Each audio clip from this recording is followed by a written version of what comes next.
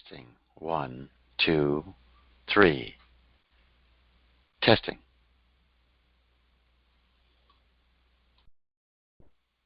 Well, good morning. Good morning, my friends. This is Stephen Wynn with the Loving the Coronavirus meditation class, part of the project for Healing the Heart of America, healingtheheartofamerica.org. And I'm so grateful for you to be here this morning. And this morning, we're going to be exploring our root chakras, our first chakra, and finding any wounds that may be in there. It's a survival center, the very fundamental desire of our being, of our body, to survive. And we might as well do that in the context of the coronavirus. Of course, whatever comes up for you is what you should be working on. But just to stir the pot a little bit before we get into the meditation. How do you feel about getting caught by the coronavirus? A very serious case of it. Pneumonia comes in, your lungs fill with water, hard to breathe. They have to put you on a ventilator, have to intubate you. You're in ICU, barely breathing, and then what happens if you die? Or maybe there's more energy if it's someone you love. The coronavirus catches. A family member, a spouse, a child, a parent. And you can see them suffering, barely breathing, cough. I don't know if you cough or not with this one. And there's nothing you can do.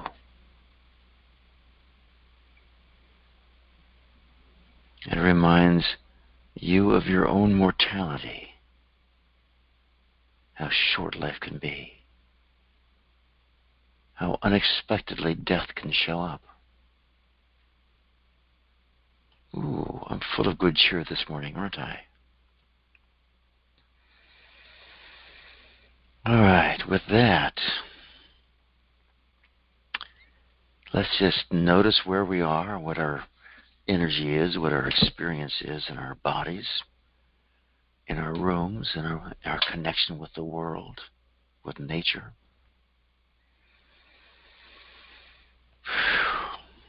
Stirred myself up with that one. So let's just sit up straight, feet on the floor, begin this process of connecting to our hearts. Put one hand over the other on our heart. It's just our way of saying good morning to our hearts.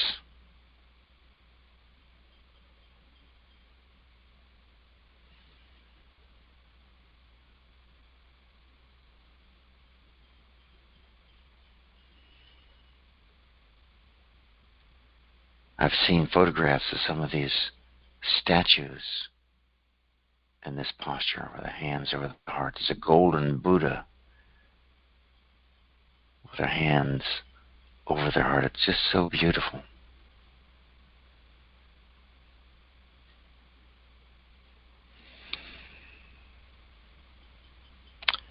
There's another fellow who wrote a book.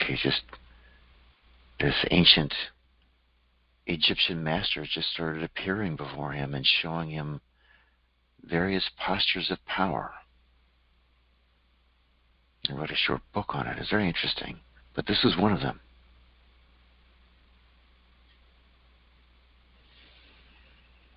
Reconnecting the energy of our heart back into our heart through our hands.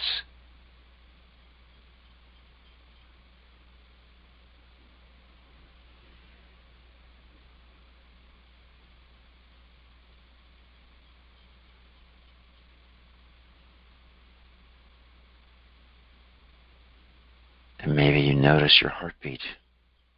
Maybe not. It's just an easy time to start to feel it.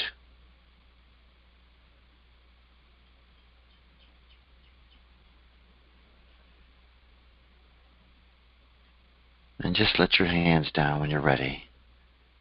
And again, notice what maybe 2 minutes of sitting with our hands on our heart does to our experience,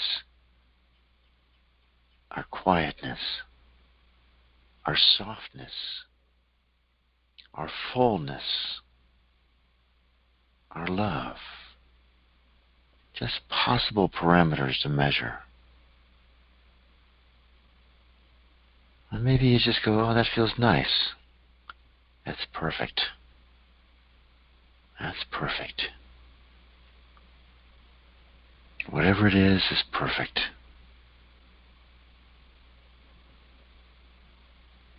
And now let's start on this process of heart rhythm meditation, where we first we notice our breathing, then we intervene a little bit and begin with a very full inhale, full exhale, and then we connect the rhythm of our heartbeat to the rhythm of our breath.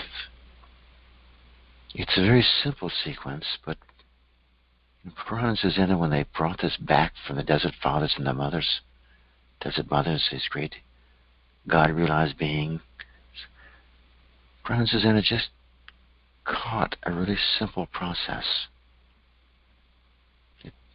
Every step growing in the value of the breath and the heart and the awareness, very systematically. So let's just do that. Sit up straight. We want the posture erect.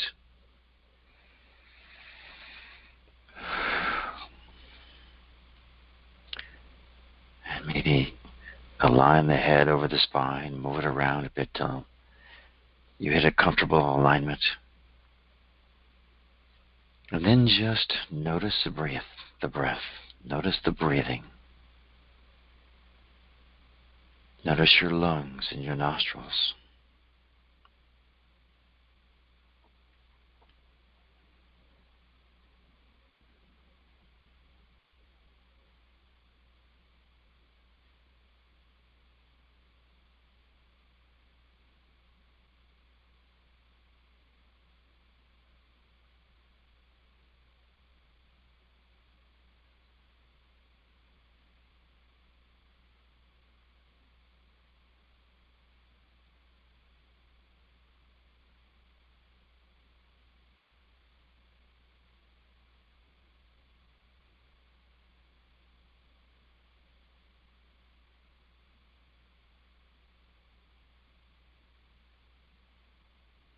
How free is the breath?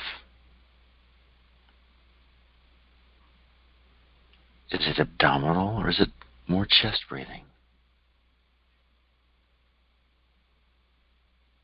Does the space in the back, the small of the back, fill up as you breathe? Or is it still sort of unconscious back there?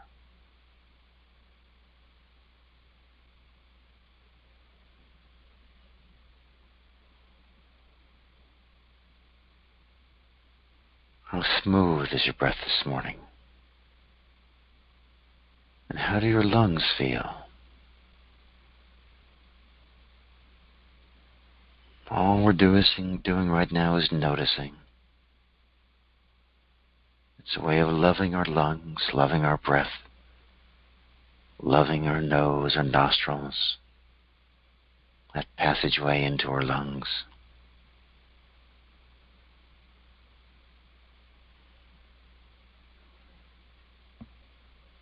And now let's begin with full exhale and full inhale. Full exhale means bring the abdominal muscles all the way back towards your spine.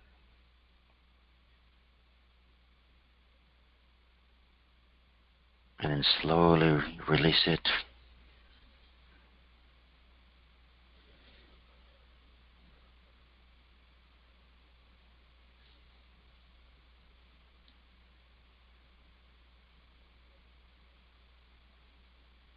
Exhale all the way back toward the spine.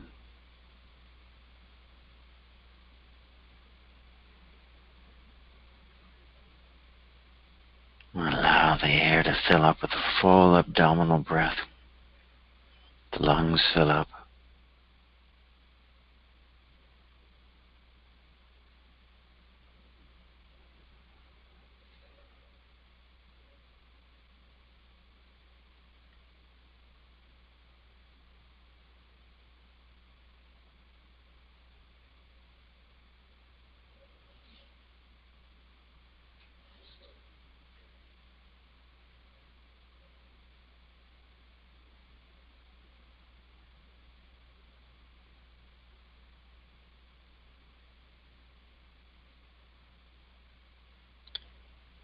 And now check again. What happens to your inner experience when you flush your body and your mind with life force, prana, chi? What happens energetically? Is there tingling, vibration? Is there more alertness? We've mentioned a couple times that from the true Sufi perspective, consciousness rides on energy. We breathe in, fill up with energy, and we become more aware.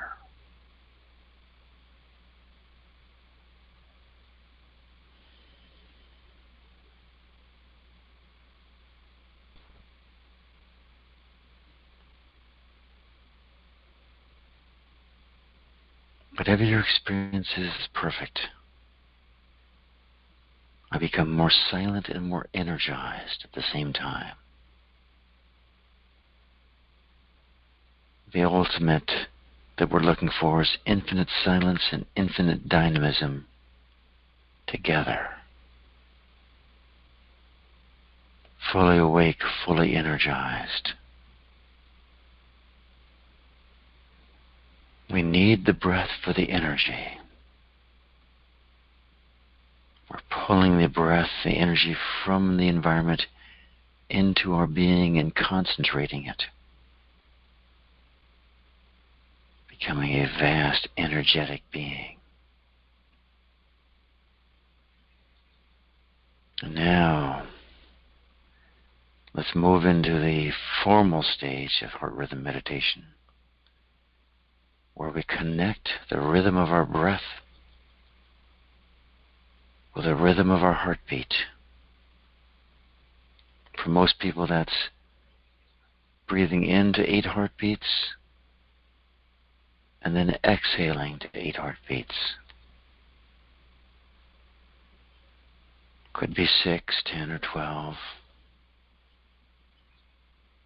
Just inhale to 8 heartbeats. Exhale to 8 heartbeats. Always use the name of your heartbeat if you've found the name that works best for you. If you're joining late in this class, the invitation is to pick a 2-syllable name, typically from a spiritual or religious tradition. It could be the name of a master. Could be the name of an avatar. Rama, Buddha, Krishna, Goddess, Devi, Lakshmi. Amma, for many of you, would be a good name for Amaji. Jesus, Allah for the Sufis.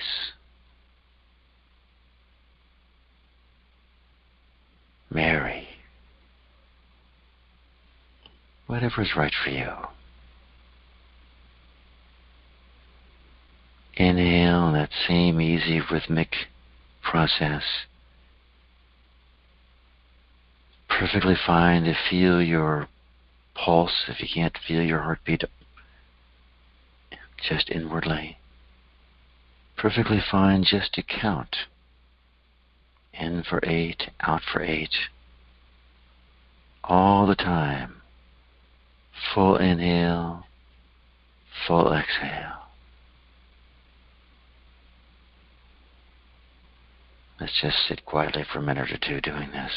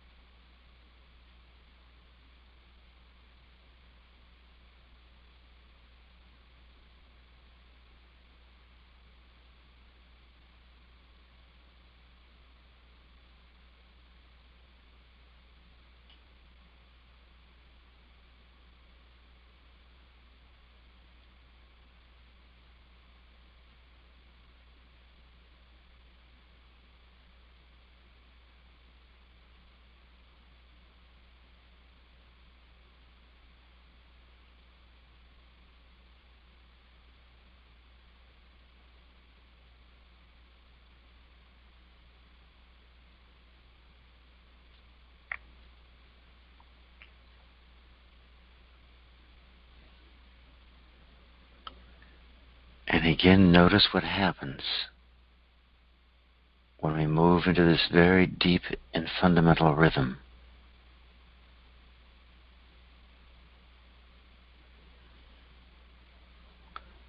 What you'll begin to notice, whatever you're noticing now is perfect, but what you'll begin to sense is this connecting to the rhythm of nature,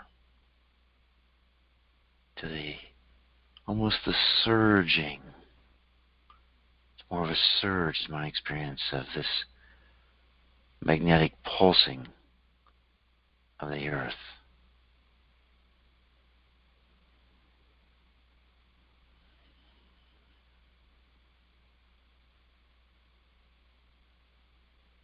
And what happens when we move into rhythm to you?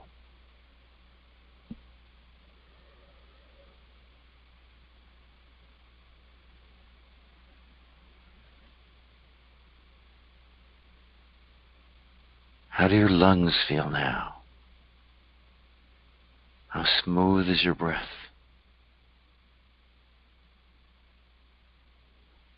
How clear is your heartbeat?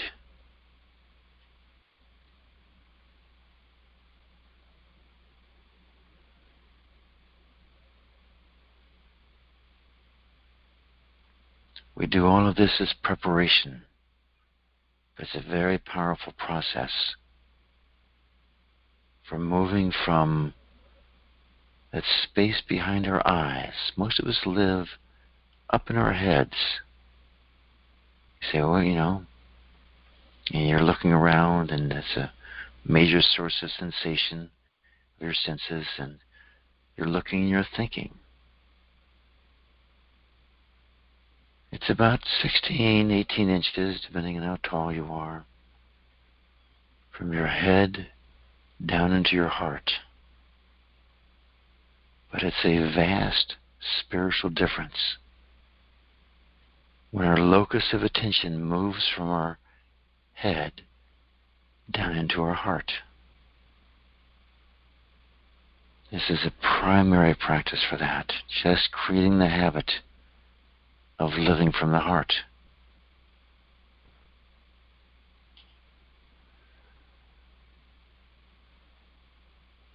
And let's just set that intention. Would it be okay for us to live from the center of our hearts 24/7? Yeah, sounds really nice, doesn't it? We'll just say yes to that. That's okay. After we do this heart rhythm meditation for a few minutes every morning, we always go into the variations of it. So it's preparation for our work in the heart. or work with the virus, or work with today our root chakra, this place where we hold the impulse to survive, hold that energy pattern for survival. It's a great place. But what I want to do first, like yesterday here we did the square breath. This morning I want to go back to the swinging breath. And I'll describe it in case you've forgotten it. It's a very practical and fundamental breath.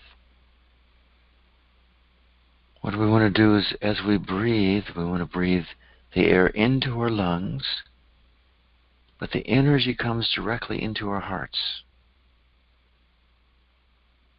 There's two streams in a breath. There's a stream of air and there's a stream of energy. Lungs and abdominal area fill up. Let the energy just stream directly into the heart.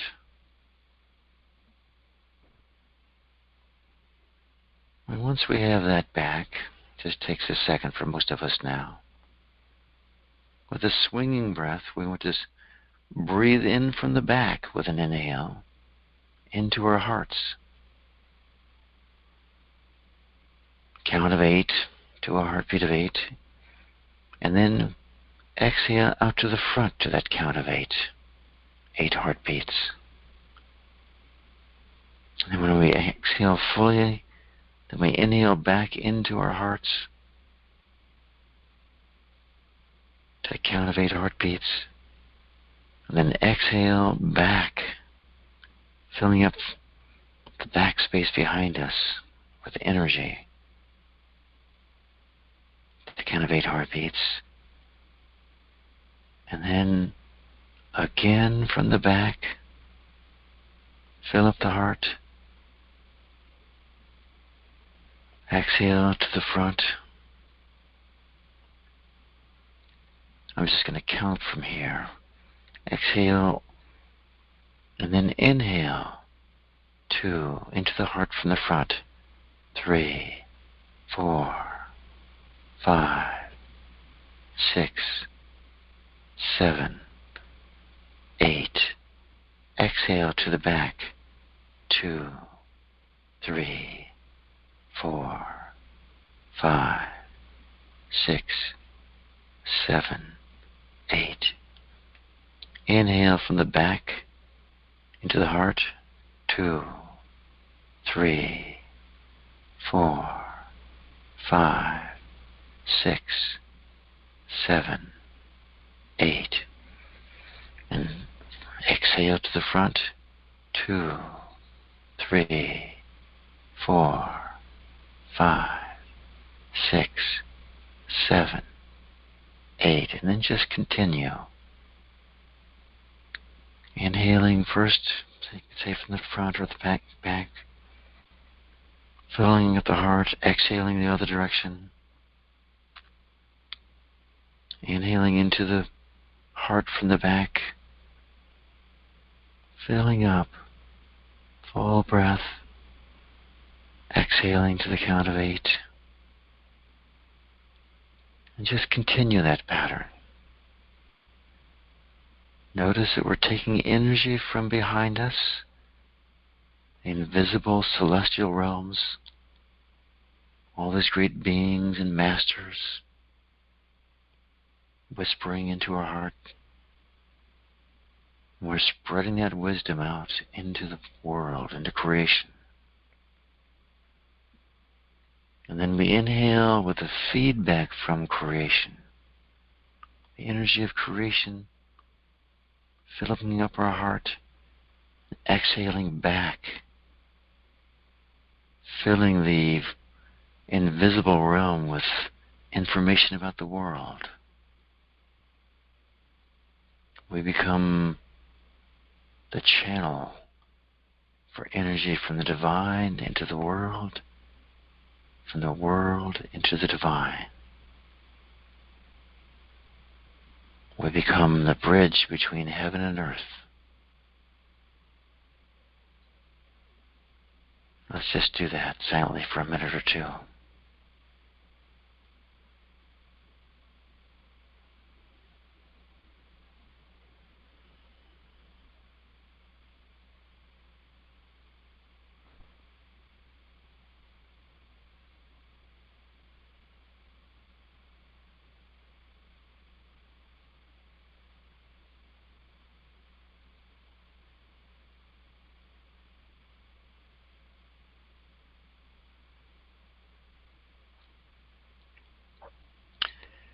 Quite often we use this as a time to ask for guidance. As we inhale from the back, ask a question.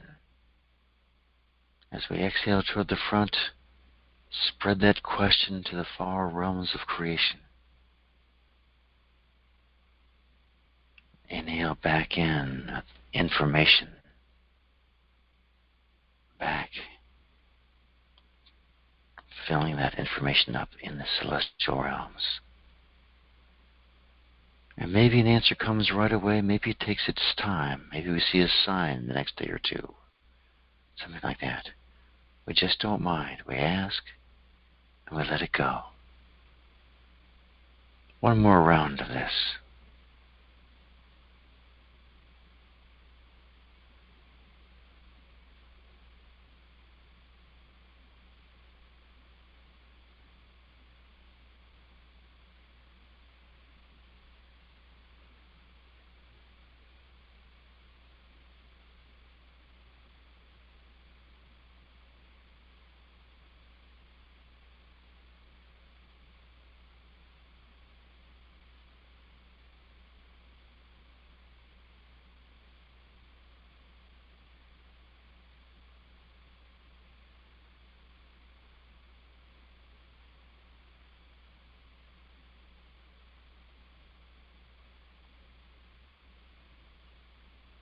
Wonderful. Thank you very much. And now let's explore two different breathing patterns to energize our root chakra. One of them is going back to the earth element. We're only breathing, we inhale from the earth, up through our legs, up to our root chakra, the very tailbone. Some of you will want to do it to the core channel, to the perineum, and that's fine also. But we want to inhale to the count of 8 heartbeats, pulling the earth energy up. And then when we're full, we exhale, pouring that energy down through the legs, down deep into the earth.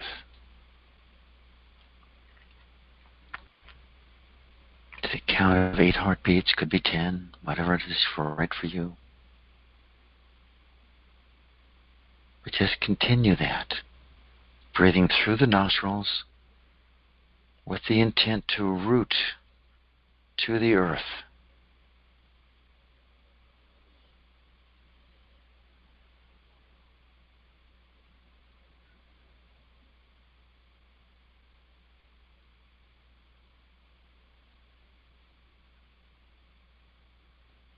There's a great story in the Ramayana about this wonderful monkey sage warrior called Hanuman, who is the son of the wind god. So he's a half-divine being, a very powerful being. So he's sort of a patron of every breathing exercise you can do. But he's incredibly rooted to the ground. And he's the one who goes, in the Ramayana, Ram's wife Sita is abducted by this demon king. Keep breathing. Full inhale, full exhale. And Hanuman goes down to Sri Lanka to find him. He flies from the tip of India to Sri Lanka after remembering who he is, what he's capable of. But he ends up in the court of Ravana, this demon king. And at one point he challenges any of Ravana's great soldiers or mystics or anyone to move his leg, and he plants it firmly on the ground. And they all go and try and lift it up. But he's so rooted to the earth, no one can move it. We're looking for that kind of life, where we are so connected to the earth that we are imperturbable, immovable.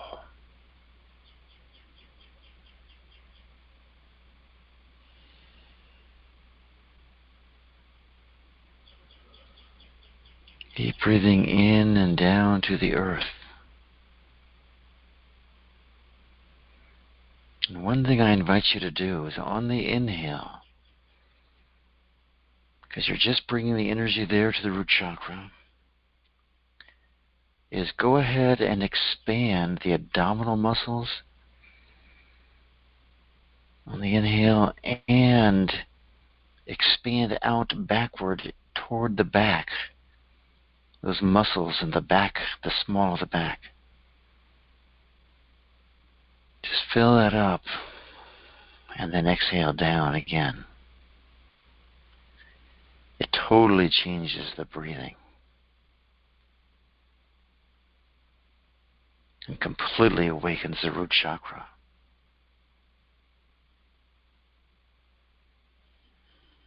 This root chakra, when it's awakened and when it's alive, allows us to make this physical world our home. We can learn and apply the rules of this world. Building and developing this chakra gives the ability to meet the needs of our physical body, to create food and shelter, to have a good relationship to money, to feel safe and secure in life, grounded and stable, very present in the here and now.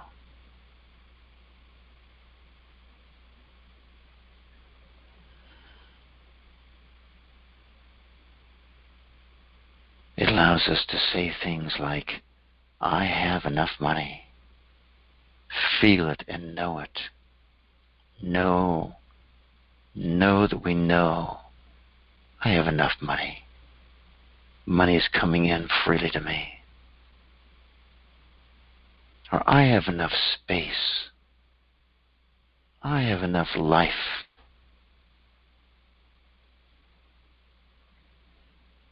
Keep breathing. Full inhale, full exhale.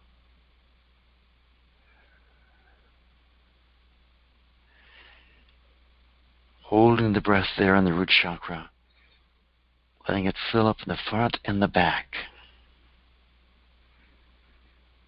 The abdominal muscles become very strong doing this.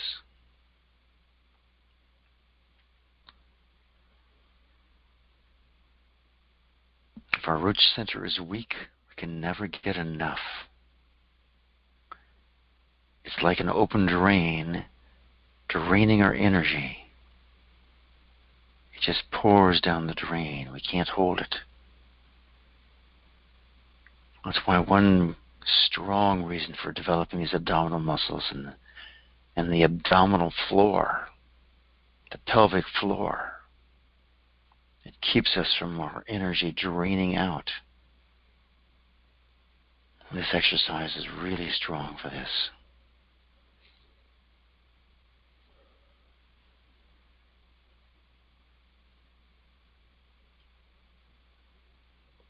When we have a weak root chakra, people feel like they're being taken advantage of, that we're not getting a good deal. Fearful, miserly, very conservative, hard to change, hard to take a chance. Here's where we build freedom. Now just let that breath go for a second.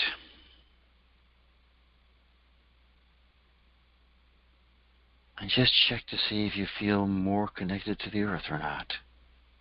You feel less connected or more connected?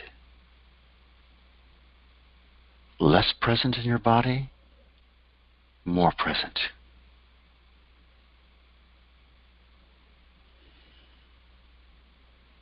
Less power, more power. Every center in our body is a center of power to one degree or one quality or another.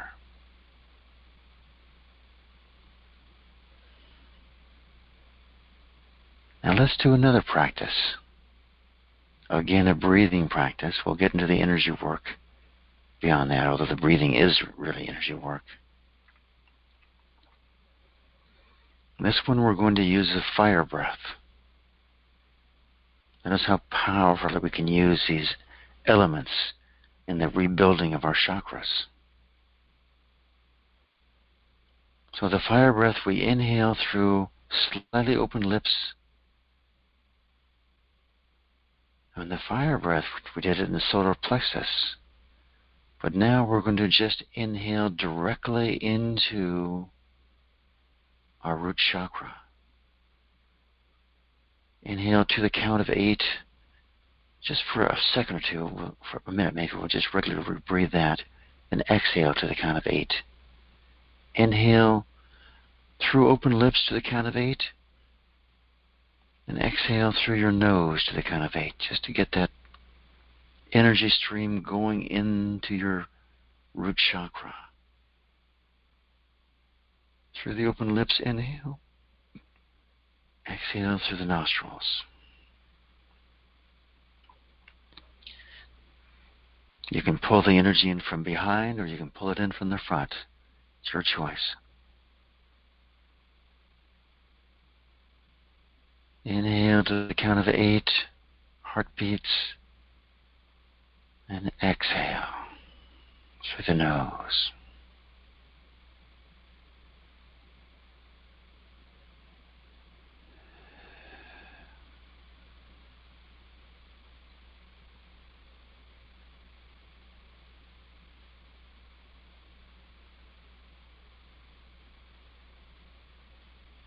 And now what I want you to do is we're going to inhale to that count of 8 heartbeats into the root chakra, and then we're just going to hold it. You can do 16 if you want, whatever's comfortable for you. We're just basically doing the square breath here. And if you have, by the way, asthma or an arrhythmic, irregular heartbeat or something like that, be very gentle here, or maybe you don't even do the holding, or hold very little. It's okay. You can still make this work.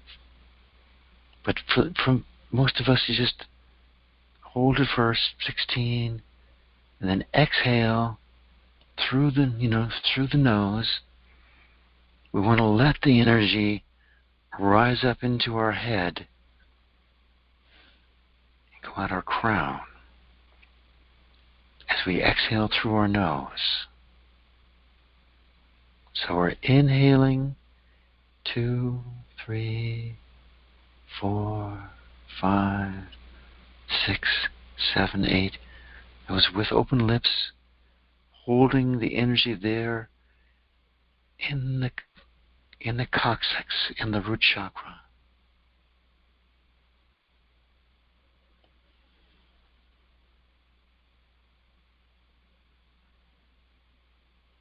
And then exhaling, the light going up through the spine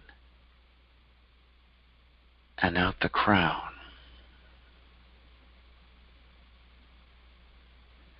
So we're connecting the root and the crown, but building up the energy in the root. Inhaling, open lips, count of 8. You're welcome to see that fiery color, that sort of glowing orangish red there in your root chakra. Holding.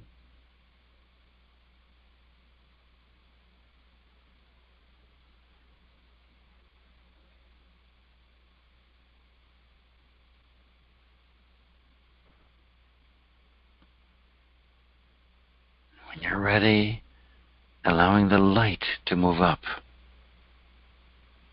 your spine, through your neck, medulla oblongata, up to the crown and out.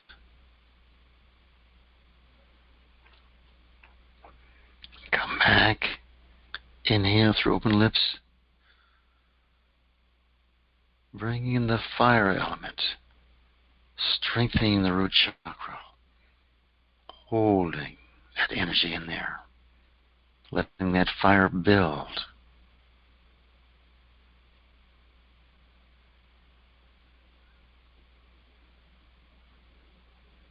And then, when you're holding long enough, let that light rise up. The energy stays in your root chakra and moves up to your crown. So let's just practice this on our own for a minute or two.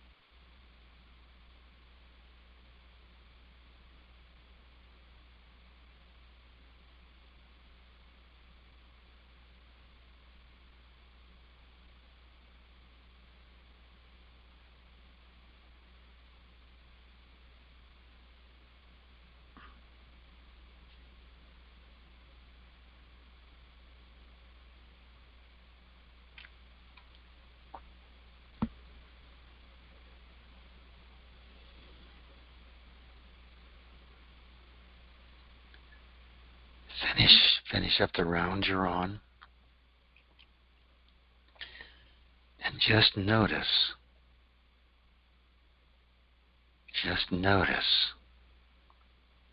what your experience is.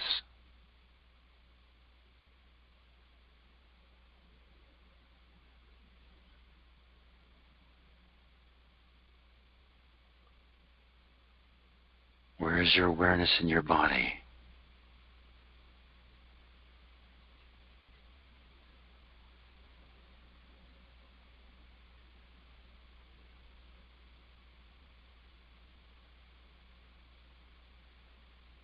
Notice that we did a strong grounding exercise first before we did this exercise. We want to be really, really grounded before we bring energy up the spine and up to the crown. Very important to be grounded. Particularly for people meditating for long periods of time and in the crown chakra. The TM does that a lot, opens up the crown. It's a great thing, but really want to be grounded when it happens. So now let's go back and remember how you were feeling when we started talking about dying. About thinking, and I'll just use the coronavirus because it's the topic of the course, but whatever you think about the worst way to die, you could bring that up. And just check to see how you feel about dying right now. Is it scary or is it peaceful? my bet is you're reacting very differently than we did in the first part of this meditation, where we had not gone into our hearts, had not gone into this place of great safety, this root center. Would it be okay with us to look at the coronavirus from the perspective of the root center, from the perspective of complete safety, and simply know that we know that we know that we are safe? And not everyone may feel that. Perfectly okay. If you feel a little insecure about it, a little nervous, a little anxious about it, can you just welcome up that feeling? Your body intelligence is bringing that up so that you can take steps to protect yourself. Isn't that an amazing function of your body? Could you just love that? And if you've thought of other things, what you're afraid of about dying, just bring that up right now.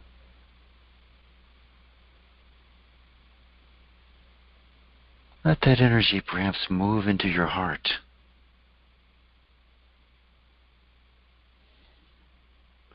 Let's take a look at the coronavirus from the depth of our heart. How does that feel?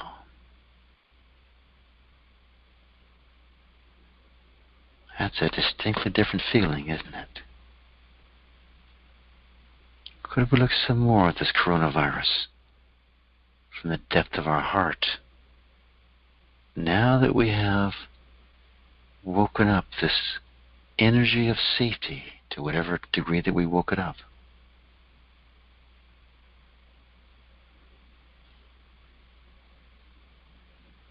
can you allow yourself to recognize each one of us has a rightful place on this earth?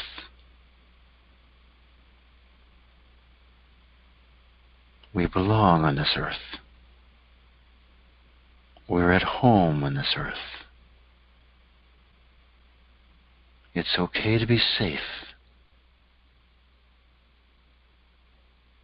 And again, welcome up this looking at the coronavirus or whatever else pushes your buttons about dying, because you look at it from the eyes of the heart and allow dying to be just part of the process of living.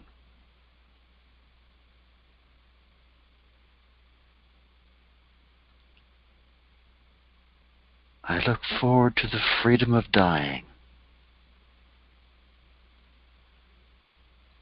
I look forward to the exploration of the next realm.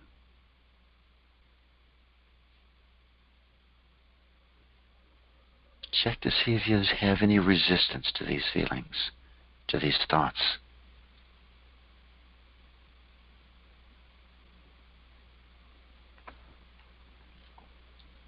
I easily allow my passing to be smooth and peaceful.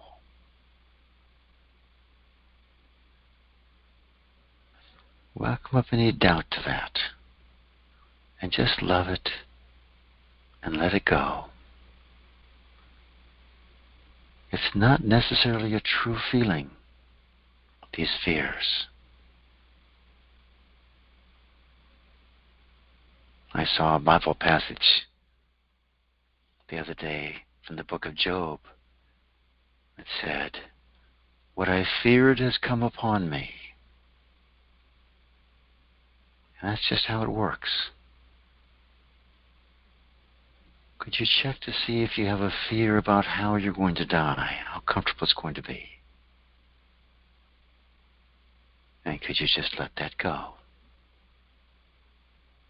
Love it and let it go. and let it go some more. I easily allow my passing to be smooth and easy.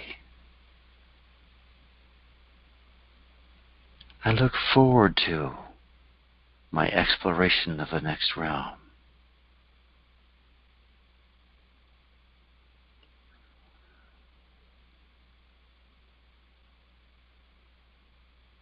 I look forward to returning to my status as a completely spiritual, energetic being.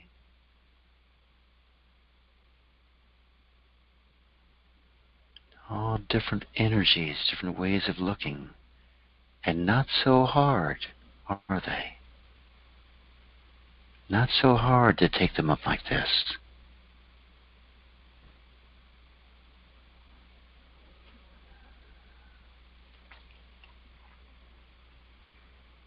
Let's pull our energy back into our heart.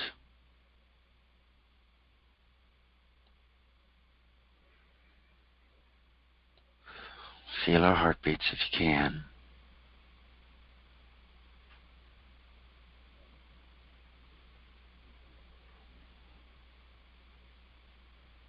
Feel the energy of your feet, perhaps feeling the pulse in your feet.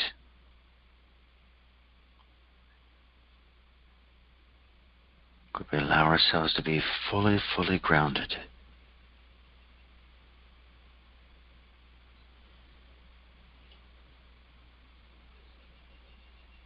And just thank yourself for going through this meditation.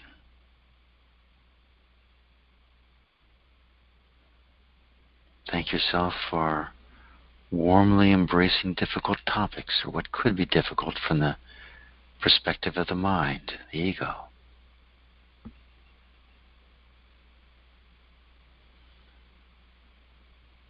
Could you just love yourself a little bit?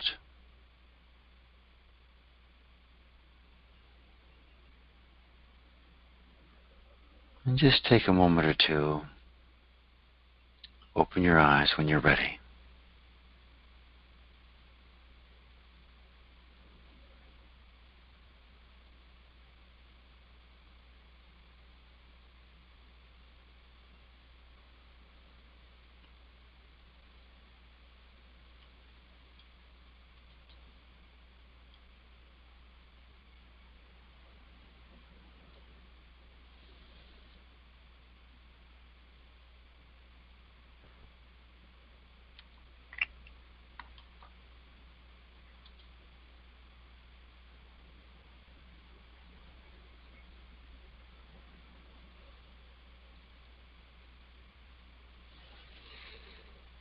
And again, notice your present state.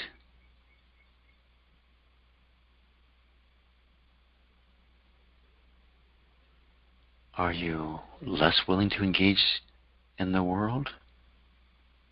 Or are you more willing to engage in the world?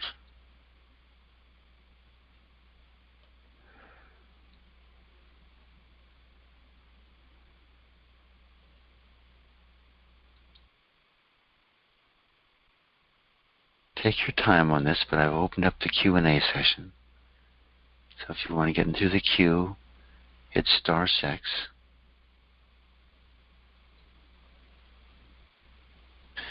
Maybe I'll just talk a little bit more about the root chakra for a little bit.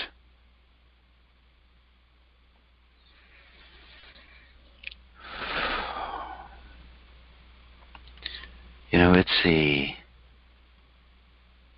foundational chakra. It means it has to do with the continuity of life, from life before the physical body to life in this physical body, moving on to life in the next realm.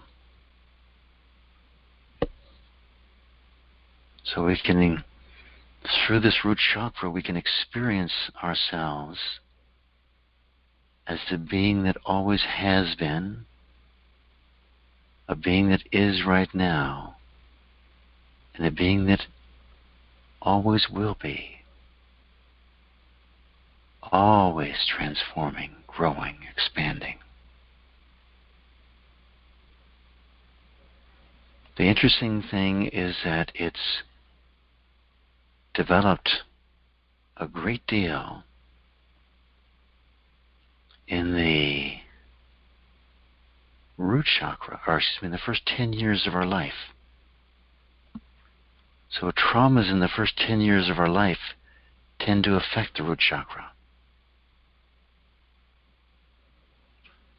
A lot of change there can create that. Naturally, we would have a lot of trust, a lot of security, a lot of confidence in being protected, a lot of persistence, a lot of dependability and stability. If you find yourself trusting the wrong people, gullible, reckless, stubborn, can't change, all these things are distortions of this root chakra and can be changed by doing this energy work.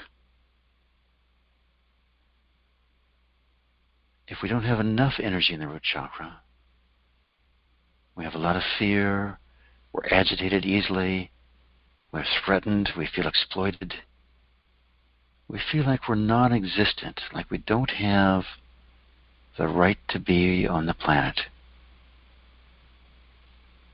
We don't have commitment, we fall apart easily. All just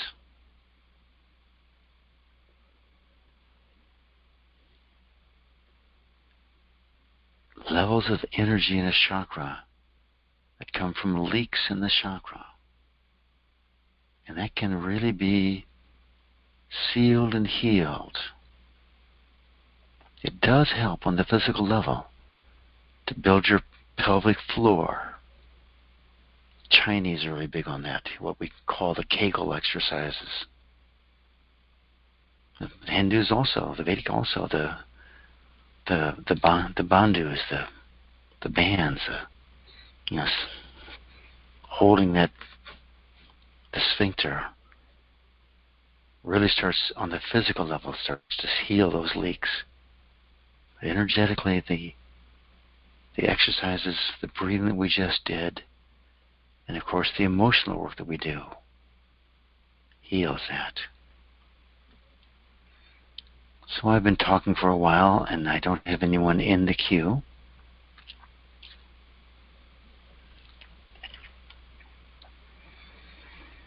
What should we do? Good morning, Cindy. How are you? Hi, Stephen. It's Cindy. Yes. How are you doing today? Good. I just wanted to say I have a beautiful gain to share. The other day when you had us do the breathing, one of the breathing exercises, breathing in from the back towards the heart and then out, I noticed a few days ago or whatever day it was, I really had a hard time with that. And today I was craving it.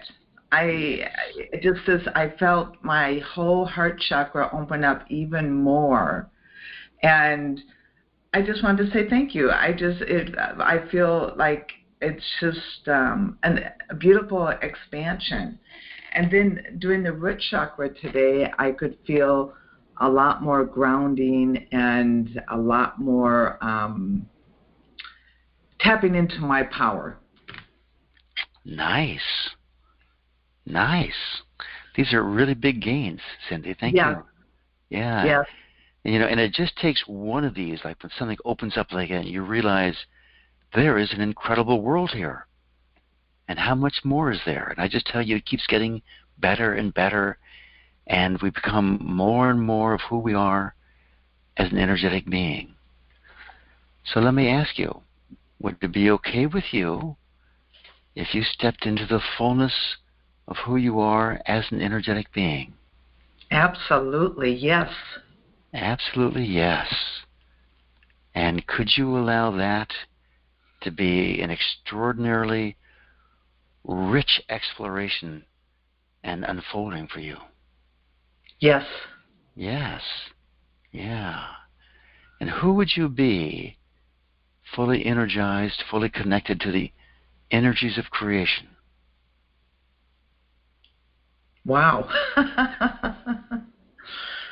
Who would I be? Who would you be? Amazing. Amazing. Yes. Yes. It would be just, you'd be an amazing person. And can you take that in and allow yourself to be even more amazing? Yes. Yes. Okay.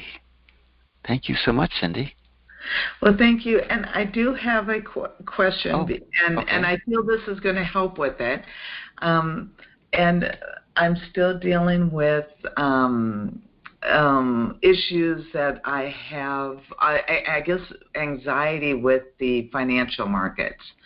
Yes. And I get a lot of dreams and visions. And then, I make some, I lose some, and I have confusion around it because why do I receive these visions? Yesterday I was thinking, okay, I guess this is a wonderful way for me to release. Is that why I'm receiving it? So now I feel like I'm in my head trying to figure it out. Why, I So, don't ask to receive the Cindy, info. Cindy, could you let go of trying to figure this out? Yes. Could you That's let why go? I really liked that 12-year-old girl when she shared yesterday. That was so beautiful. It was so awesome. Good. So come back to you. Okay. Could you let go of trying to figure this out some more? Yes. And some more. Yes. And you notice when you try to figure things out and you don't get an answer, you get frustrated. Yes. Yeah, and you don't like that, do you? I don't. No.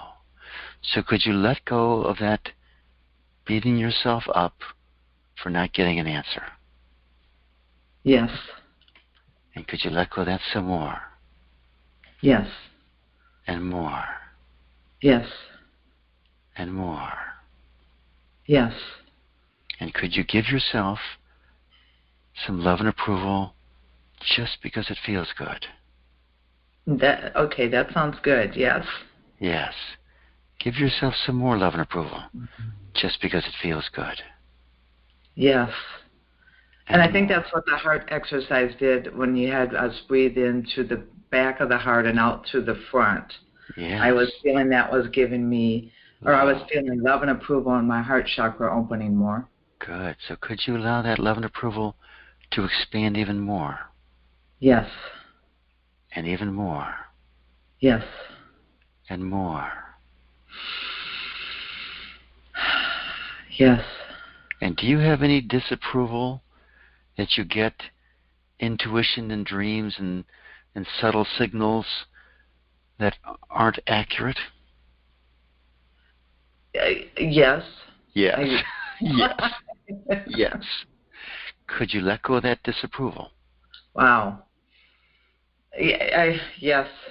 I immediately go back and want to know why. Yes. Okay, let go of the why. Let go Yes. of the wanting to know why. And right now, could you just let go of disapproving of getting wrong signals? Yes. And could you let go of disapproving some more? Yes. And more. Yes. And more. Yes. And can you see that it's beyond the capability of the mind to know why? You can come up with an answer that may be correct for a while, but then it might change. Right. Okay? The mind has stored information in it. Would it be okay with you if you let go of asking your mind for the wisdom that it doesn't have, so you could allow the answers to come in from your heart, the wisdom of your heart? Yes. That'd be okay, wouldn't it? Yes. So trust the Yes. overall, trust the higher process. Trust the higher, deeper process. Okay? It's deeper, it's closer to the earth, your heart. than your mind is. And could you give yourself approval for the good intuitions you do get? Well, I like that, yes. Yes. And I do get lots of that. Yes. Could you give yourself even more? That's easy, yes. Yes. That's easy. It is. And could you give yourself some more love and approval? Yes. And more. Yes. And how does it feel to give yourself love and approval? I like it. We like it, don't you? Feels Yes. good. Do you notice that when you let go of trying to figure things out and move back into sending yourself positive energy, you start to feel lighter and quieter inside? Yes. Yes. And sometimes the woulda, coulda, shoulda comes up. Yeah, and could you just love that it comes up? Wow. Because right now you disapprove of it. You wish you didn't have it, right? Correct. Yeah, and has that made it go away? No. No. So would it be okay with you if you just loved it instead? Oh, good. Okay, yes. Okay? That feels a lot better. Feels a lot better, doesn't it? Yes. And okay if it starts to become a habit that you love instead of disapprove? I want that. Yes, I like that habit. Yes. To love. Yeah, that's okay, isn't it? Yes. So up comes the woulda, coulda, shoulda, and could you love it some more? Yes. Yes, and love it some more. Yes. And love it some more. Yes. And love it some more. Yes. Yeah. And notice how you feel when you love it. I feel better. Yeah. Is it okay with you that lighter, quieter, better feeling Yes. stays with you 24/7? Yes. Yes. And would it be okay with you, just in the level of discrimination, to recognize that there are very few people on this planet that get their intuition right 100% all the time? That's true. That is true, isn't it? Yes. So would it be okay with you if you let go of judging yourself some more for not being perfect? Oh, wow. Ooh. Okay. Okay? Yes. Could you let go of that judgment some more? Yes. And more. Yes. And more. Yes. And would it be okay with you if you took your intuitions and used your mind to create a strategy, knowing they're not perfect, and took your mind and used a money management strategy to where you could capitalize on that part of it that is accurate and minimize your losses? That sounds good. Yeah, it sounds a very reasonable approach, isn't it? Yes. Because you've got something there. I know you do, okay?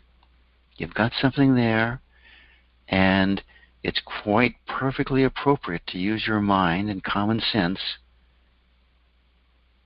to take advantage of it. Okay. Okay? And could you allow that to be a charming, easy experience where you learn to tap more into your heart, the deeper wisdom of your heart, in the process? Yes. Yeah. So that's your really amazing opportunity here, Cindy. You've got a gift. You can apply the common sense of your mind and the deep wisdom of your heart to make this gift more beautiful, more powerful, more useful. Okay? Yes. Okay. That sounds good. Thank you, Stephen. All right. Let us know how it goes. Okay, I will. Okay. Thanks so much. Thank All you. right. Area code 215.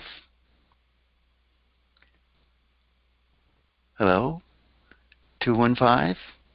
I think it's Bobby. I started writing down phone numbers. Can you hear me? Oh, I just unmuted. Hi, Stephen. Hi, Bobby. It is Bobby, right? It is Bobby in Philadelphia. We have a lot of releasing community here. Oh, really nice. Really nice. Yeah.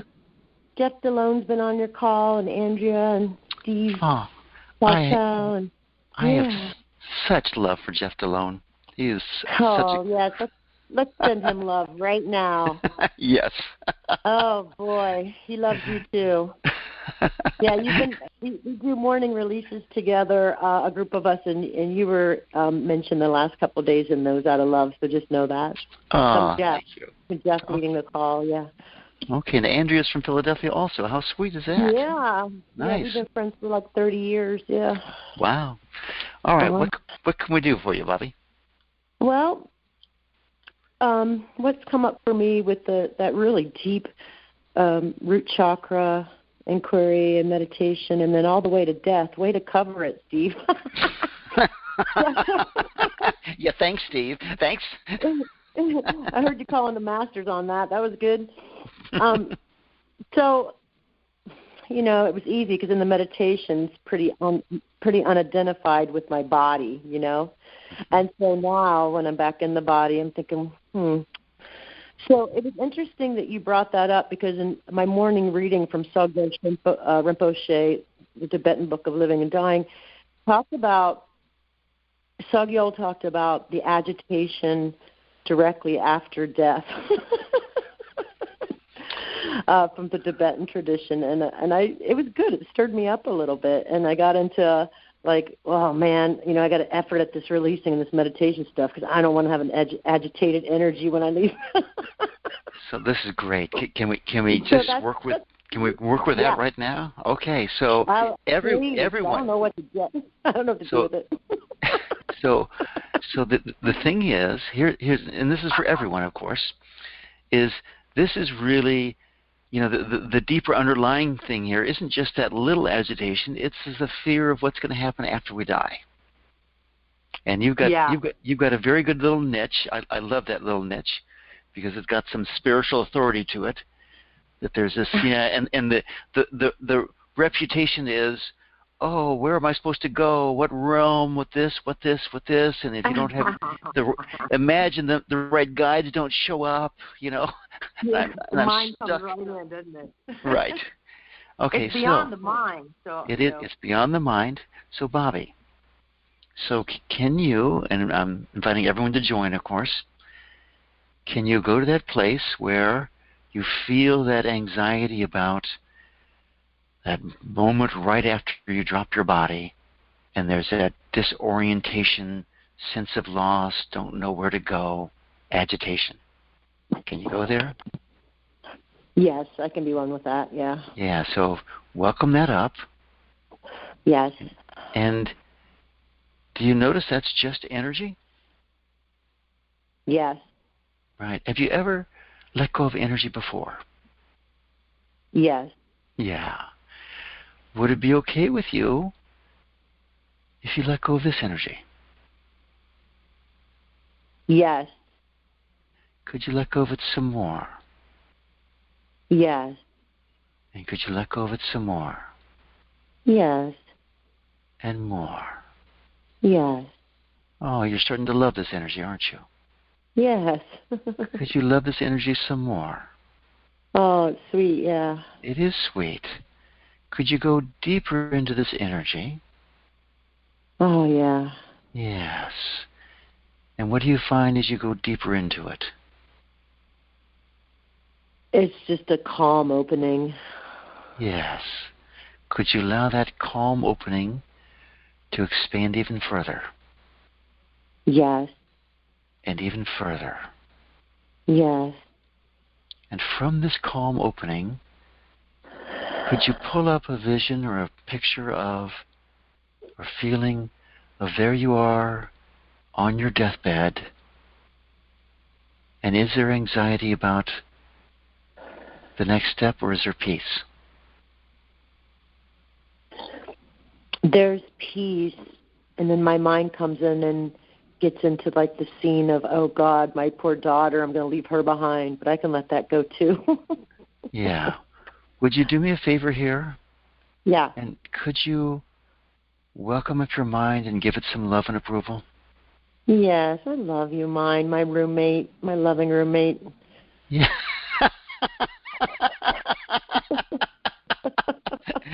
I love that. It's Stephen Singer's. It's not mine. It's from the book of An Untethered Soul. Uh-huh. So could you love your mind some more? Yes. And more. Yes. And is it okay with you if your mind provides this wonderful entertainment for the rest of your life? Oh, yeah. Yeah. It is okay, isn't it? Yep. How interesting would life be if you never had another thought again?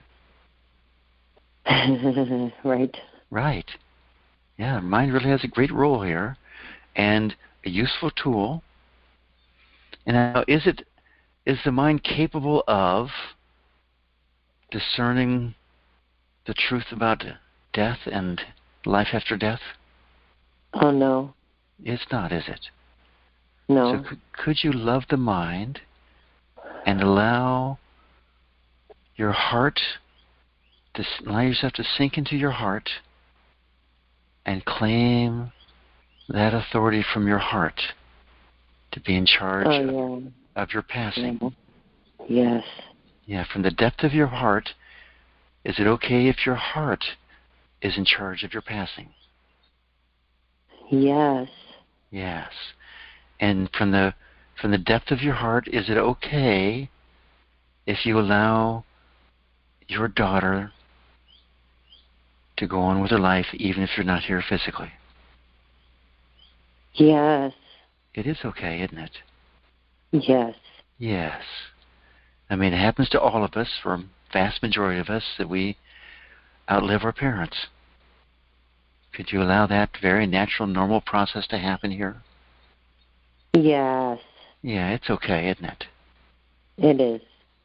And how do you feel about, looking from the depth of your heart, how do you feel about where you're going to go, who you're going to be once you drop your body? I just get excited. Excited. Yeah. It's like homecoming, isn't it? Oh, yeah. Yeah. Could you allow dying to be a homecoming? Yes. Wow. That's a sweet thought, isn't it? Yes. Okay. So what else about dying comes up for you that isn't perfectly exciting and delicious?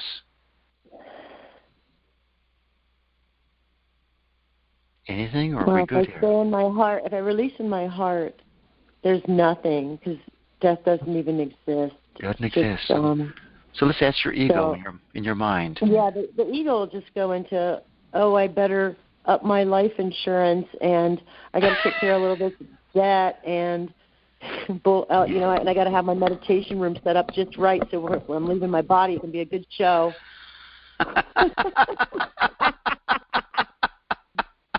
Want to do it like Ram Dass, man. Yeah, baby, let's do that.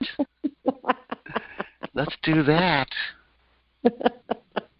I am loving awareness. That's his mantra, and that's what he did right to the end. My sister over in Maui was one of his, people that hung with him as he died. How wonderful. And she said it was extraordinary. It was just an extraordinary experience to be around him when that happened. Yes. Yeah. Thank you for sharing that. My whole body just filled with warmth and light. Thank you for sharing that. Would it be okay with you if you provided an extraordinary experience to your daughter and to everyone in your life as you drop your body? Yes. Yes. And is that going to come from life insurance and, having having your debts paid and all that sort of thing? Or is that going to come from who who you are and your energy, your magnetism, your atmosphere. Yeah. Yeah. Yes. Would it be Yeah. okay? Yes. Would it be okay with you if when you die, we'll squeeze the lemon here for you and for everyone. Imagine when you die, your surface life is in a shambles. You know, your house is a disaster. It's not clean. Okay? Your finances are a disaster. Your kids or whoever has to take care of a big mess you've left. Can you welcome up that energy? Yeah. Bobby, welcome that up. And yep. can you just love that picture? Love it. Love it. And do you feel like you're doing a dirty trick to you, those who are behind you, or you feel at peace with it? It's okay, whatever you're feeling. Yeah. There's a strong aversion. Yeah. So could you welcome up that aversion, that not liking that it happens this way? Yes, yes, yes. Yes. Could you let go of that not liking? Yes. Yes. Yes. Now, imagine for a minute you walk out the door and a car runs you over in 20 minutes. Okay? Now, the reason I go there is your life's a shambles, your house is dirty. Does that really matter if you die that way? Nope. It doesn't, does it? No. So can you see this is just some sense of obligation and conditioning you're putting on yourself? Thank you. Yes. Yeah. So could you let go of all of that and allow the person, you know, your daughter in this case, assume it's your daughter or whoever it is in the phone, people in the phone's life, could you just allow them to manage it in their own way and allow it to be a growing experience for them? Yes. Yes.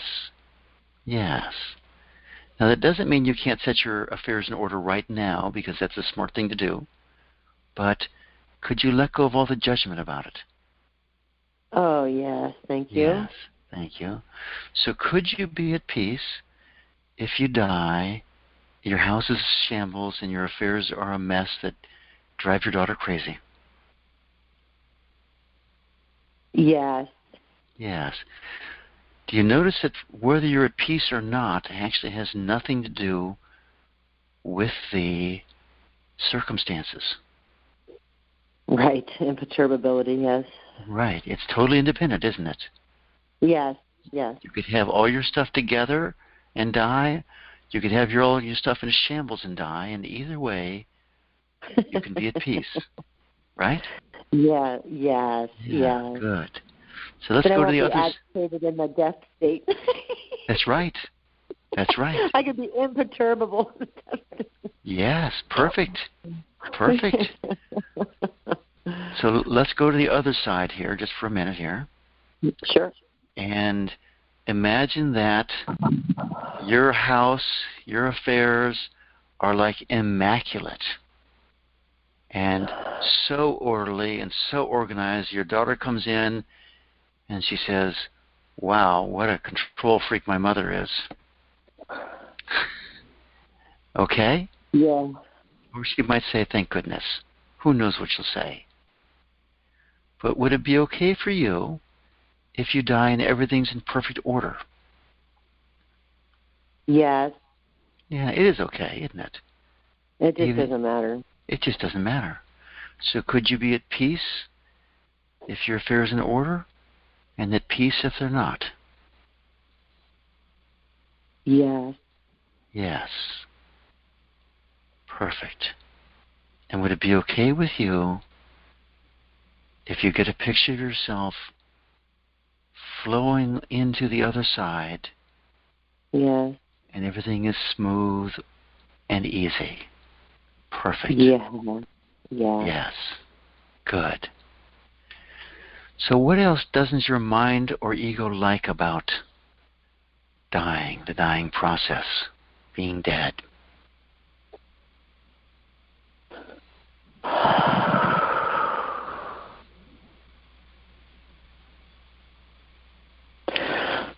pretty quiet, Stephen. If I were to dig deeper, it would be like wanting control of how long I stay around. Ah, yes, good. Like surrendering my karmic timing to the powers that be. Gotcha. So would you like to go into that for a second? Because it's an interesting field. Yeah. Mm-hmm. So I'm going to invite everyone to look into how you feel about controlling the time of your death. Do you want control over that? Do you not want control of that? Do you like the thought that there's some other force, your karma, that says how long you're going to live? Or does that drive you crazy and you want to be in charge of that yourself? So, Bobby, what comes up for you here? Yeah, it's like a 70-30 split. 30%, Meaning mostly 30% what? okay about just being in the moment, letting the universe just decide, and then 7% wants control. It's like I want to pick a number. It's Gotcha. like yeah, I'm good around 93. Good. So let me ask you just a discriminating question. Yeah. If your mind picks a number, does it really have any bearing on how long you live? Oh, good one. No. It doesn't, does it? No. Would it be okay with you if you went deep within your heart and allowed the wisdom of your heart to call forth the length of time that's right for you to live? Yes, that feels really friendly.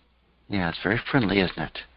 Yes. And is it okay with you if your heart is in alignment, in perfect alignment with the overall force of nature, with the divine plan? Yes. Yes. And is it okay with you if there's this give and take between the infinite and your heart that determines when you live and when you die? Oh, yeah, that seems like such a burden off of me. Yes. Yes. Yes. Can you relief? Thank you. Can you notice there that by going into your heart, you were really loving your ego and your mind? Oh, yeah, yeah. Because you've been asking your ego and your mind to do these things they are not designed for. Right. Okay, and when you let it go from that and put it into your heart, there's that huge, deep sense of relief. Yes. So let's squeeze the lemon here together, okay? Yeah. See if we can't get some more. So imagine never, ever, ever, ever dying. What comes up with that for you? Funny. What came up immediately is like, well, I don't want that. I don't want that. I know. I know. You're not alone there. So, but just so, could you let go of that resistance, that not liking? Thank you, yes. Yeah, could you let go of it some more? Yeah. And more. Yeah. And more. Yeah. And more. Yes. So imagine again, never, ever, ever, ever dying. How much energy is there? How much resistance is there to that? Is it gone, or you need to let it go some more? It's almost dissolved. It's like turning into just energy. Good. Just let it go some more then. Yeah. Perfect.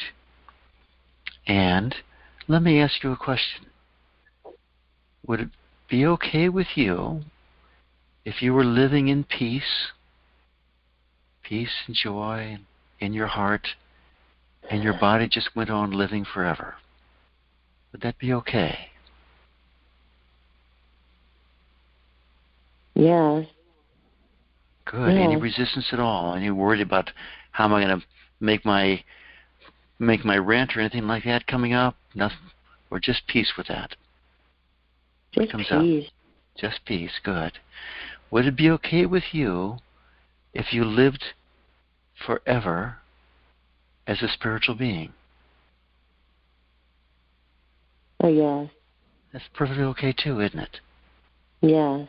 Yeah. Is it okay with you if our spiritual evolution never ends?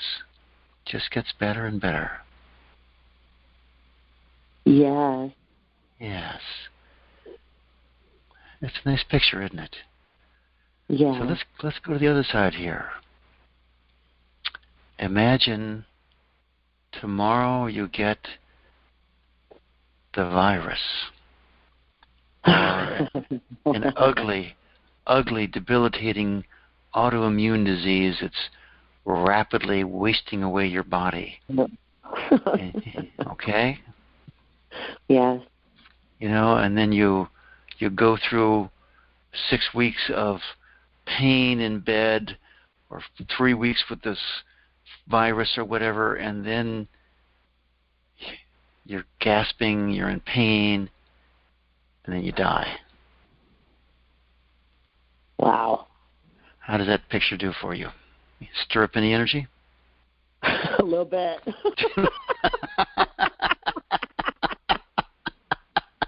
Good. Can you welcome up that energy? All right, picture, come on up. Come on up. It's just energy. And can you realize that's a picture, that's energy you put there yourself? Yeah, yeah. Okay. You put it there yourself. Who knows when you did it, or this or that. But that picture coming up, and having energy with it, could you just love that energy? Yeah. Be grateful that you have the ability to store energy. Yes. Yes. Could you love it some more? Yes. And more. Yes. And would it be okay with you if you just see it as energy and realize, I don't need to hold on to this anymore, and let that shift? Yeah. Yes. Yeah. Yes. And is there any lacking safety in this picture here?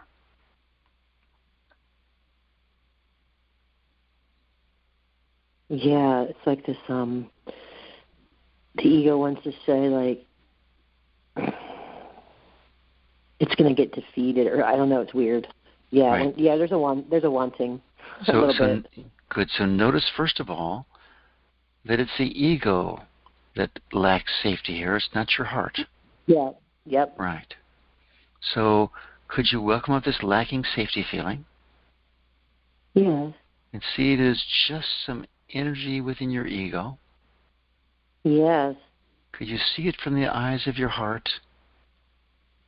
Yes. And just love it and let it dissolve? Yes. Yes. Let it dissolve some more. Yes. Would it be okay with you if you were to have a miserable death over the next 3 to 6 weeks, and you felt completely safe and peaceful at the same time? Would that be okay with you? Yes. It's okay, isn't it? Yes. As long as we're feeling that peace, and that peace again is independent of your physical experience, isn't it? Oh yeah, thank God. Yeah. So, living in peace, could you allow the future to be whatever it's going to be? Yes. Could you let go of trying to control the future? Yes. Yes. And notice how peaceful that is when you do that. Yes. So, Bobby, we've gone to, you can be at peace if you're dying. You can be at peace if you're not dying. Is it okay with you to sit in peace and simply make a choice for having a rich and fruitful life as long as it lasts? Yes. That's okay, isn't it? Yes. That's what we do. We let go of the attachments, we let go of the aversions, we get to that place of peace in the middle, and there we set forth our intentions and just let them go. Is that okay for you? Wonderful. Well, you see what a gift you brought everyone by stepping up? I'm feeling very, very, my heart is gladdened. Thank you. Thank you very much. Really wonderful. Thanks so much. My pleasure. Okay, we're going to call that a session. Let me see.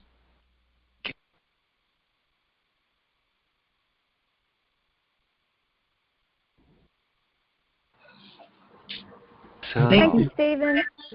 yes, Thank wishing you all you. a long and Thank healthy you. and happy life. Yes. Thank you. Thanks for everyone on the call. Thank you.